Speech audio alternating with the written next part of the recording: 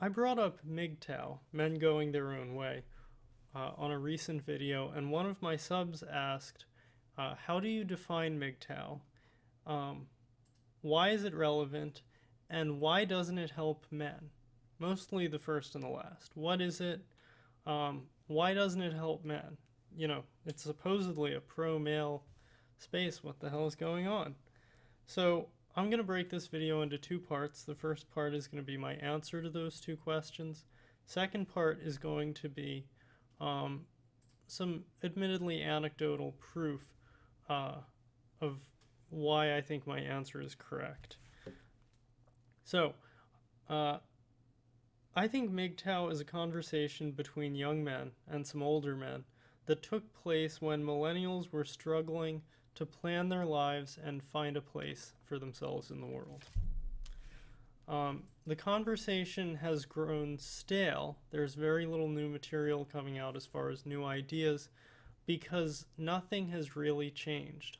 All of the problems that men were having issues with when MGTOW kicked off are still present in society today.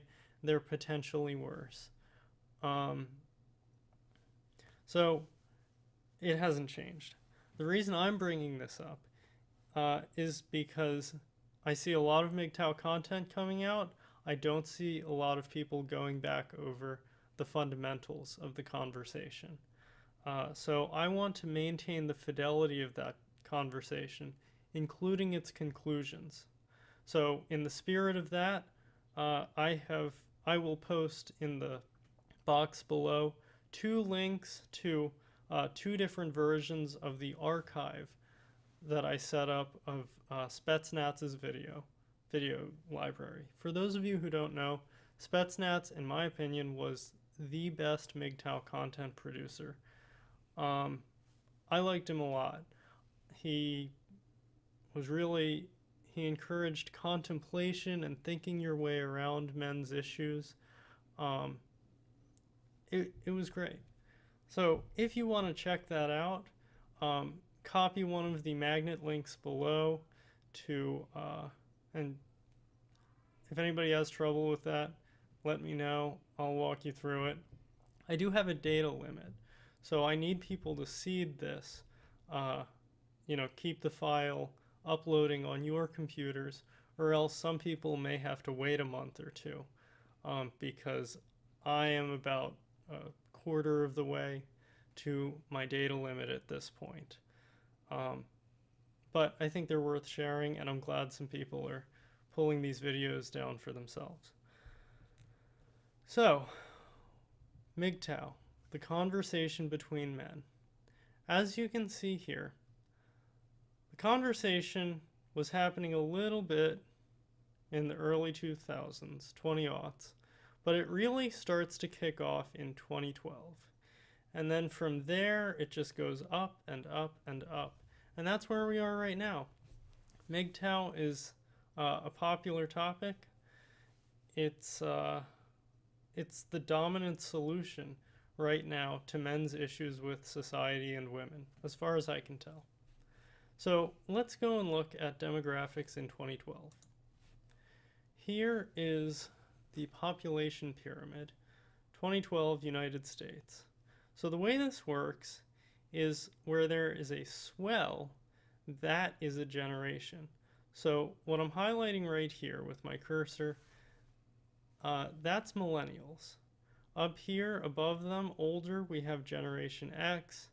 And then after Generation X, people start dying off, so you can't really use that for 2012 to figure out what the generations are. You'd have to go back, 50 years or so to see, but it's generally about 20 years as a generation. So in 2012, millennials, arguably the first, well, so far, the most internet savvy group to come of age, although Gen Z will soon replace them. They were between the ages of 30 and 15, but really the peak millennials were right here in this 20 to 30 year old range. Okay? So other people have noted uh, the millennials, sorry, MGTOW. MGTOW are generally young men. There are some older men in the mix, but it's mostly young men. Um, let's see what they were up to, 20 to 30. So here we have Erik Erikson's Stages of Psychosocial Development. And let's see. We know that the millennials are developmentally delayed to some extent. They have prolonged adolescence, quote unquote. So I would say that millennials were generally dealing with this issue of identity versus role confusion. So figuring out their place in the world. And then intimacy versus isolation. So they're figuring out their jobs and they're trying to create a love life of some sort. And they were having a lot of trouble. Here's the divorce rate. So first the divorce rate jumps way up. This is, what was this? This would be the baby boomers' parents getting divorced a lot as divorce laws changed. And there are other causes for that, but right. So suddenly the number of single people goes way up. Incidentally, around here, right after this big peak, because there's more divorced people, this is where pickup artistry starts. It was, pamphlets and things men would print out and hand off to one another. Anyway, no internet yet, so less of a broad conversation. The marriage rate dips, and it doesn't go up to... Oh, wait a minute. Marriages, divorce. Okay. So I guess here we've got baby boomers getting married, but the divorce rate goes right up with it. The divorce rate peters off, but that is, what do you call it? Misleading? That's misleading, because a big part of why it's petering off is you've got fewer and fewer people having children. So right here, divorce rate peaks. Around here, I think, you see the pickup artistry things start to take off. And, you track this down the line. And right around here, you've got millennials having their MGTOW conversation. So what happened was millennials were going back and talking amongst themselves and talking amongst these divorcees and everybody in between to try to figure out what happened with marriage. So again, identity versus role confusion. What's my job going to be, and how am I going to make money, and how's that going to contribute to my identity and their love life. Okay, so someone asked, so my answer to what is MGTOW? Obviously, it's just a conversation that was going on. It developed in certain ways, and nobody's been able to answer the questions that MGTOW answers in a significantly different way from what MGTOW came to. So the other question I wanted to address was, why doesn't it help men? So as my next video will demonstrate, number one, there is no incentive for men to buy into society. Men typically have bought into society because of their children.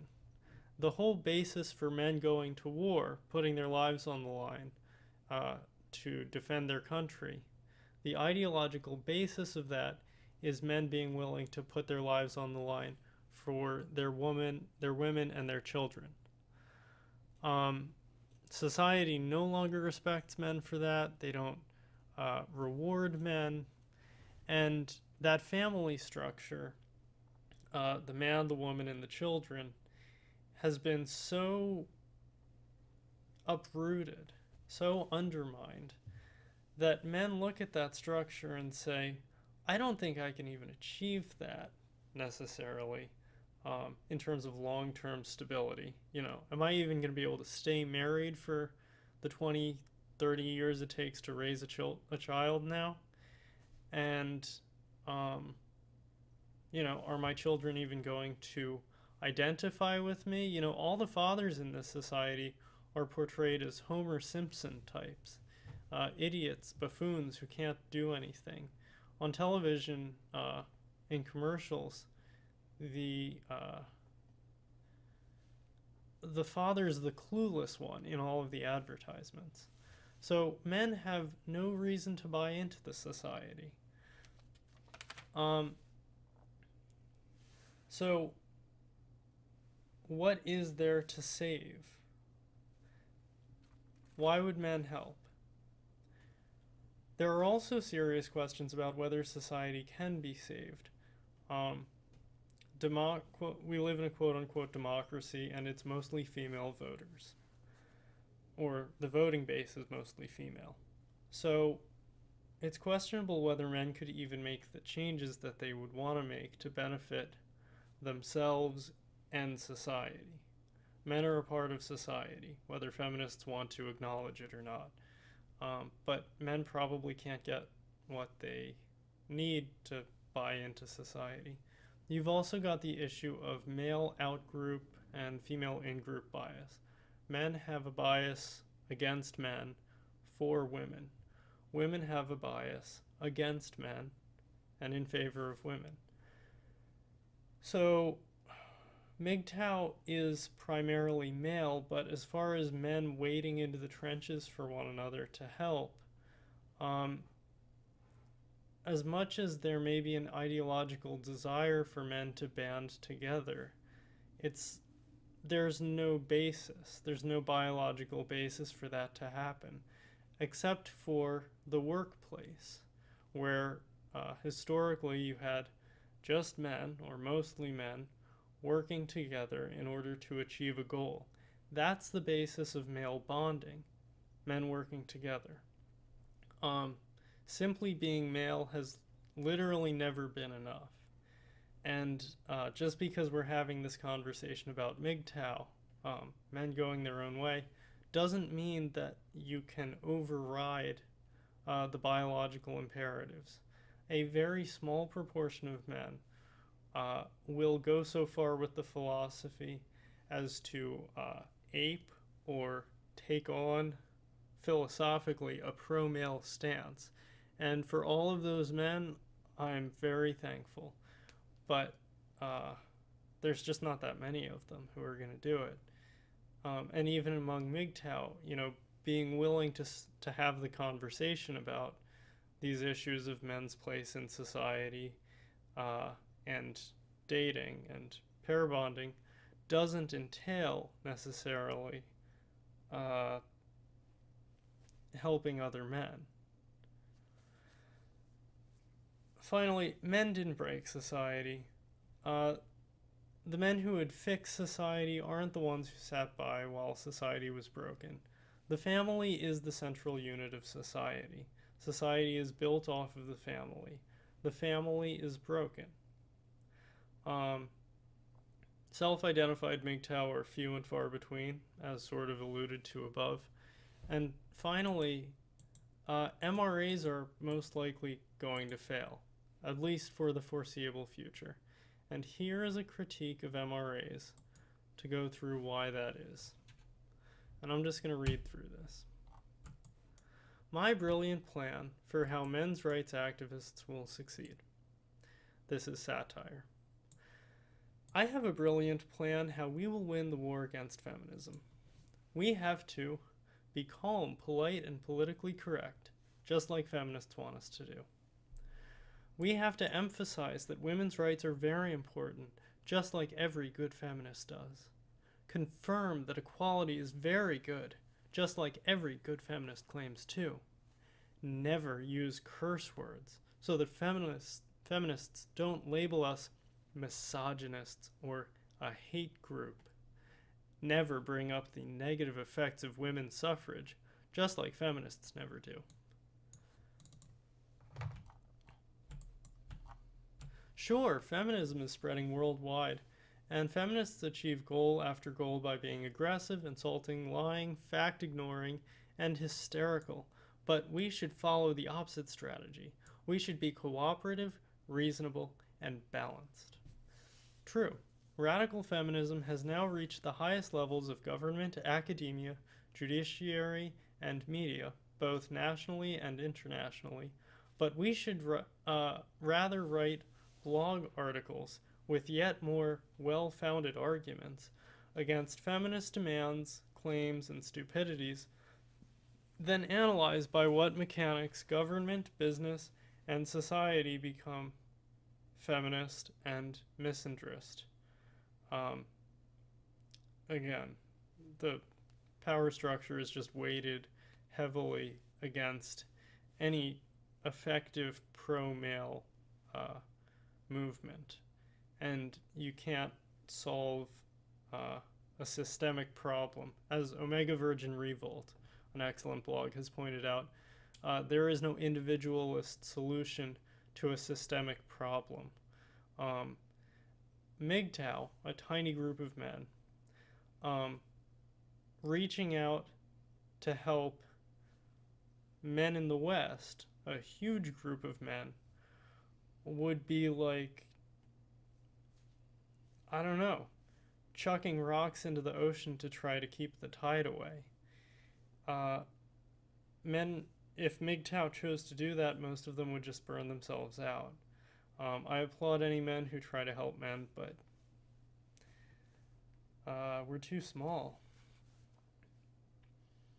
Last, not least, we should call anyone who criticizes my plan an agent provocateur. P.S. Yes, this strategy failed since 100 years ago, but I'm sure this time around we will succeed. And now I'm just going to show these on screen. Here's the history of men's rights. Pause this if you're interested. So here's shot number 1, shot number 2, and the end. So, unfortunately, men's rights is not going to work, and men's rights is many times larger than MGTOW. So, MGTOW, an important conversation.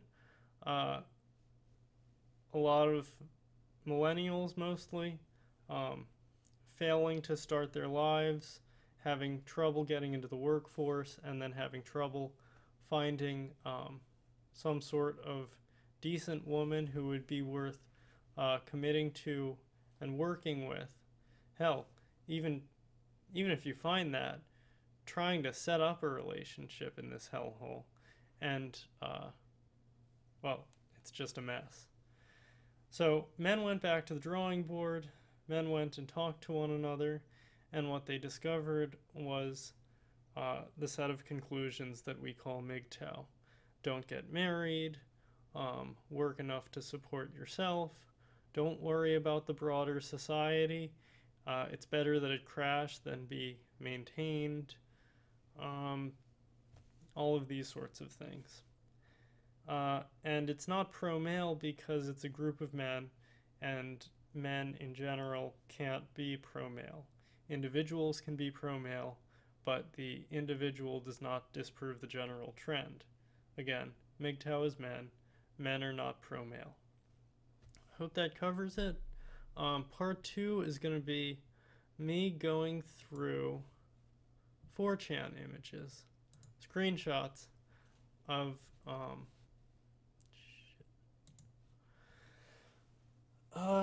me going through screenshots of a conversation I captured. It's not from 2012, it's from this year. So demographically, if we just track back 6 years, if we take this as MGTOW starting 6 years, it might be the leading edge of Generation Z or the receding edge of the Millennials. And what's interesting is they have this whole conversation without ever mentioning the word MGTOW, and they just reach all the same conclusions. So MGTOW doesn't develop much more because nothing has changed in terms of the incentives. Have a great day.